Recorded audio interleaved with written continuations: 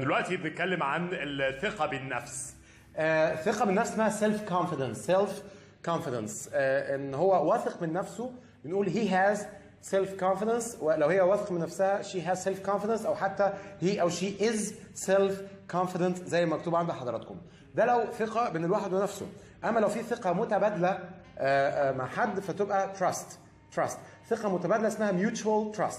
mutual يعني متبادل، mutual trust.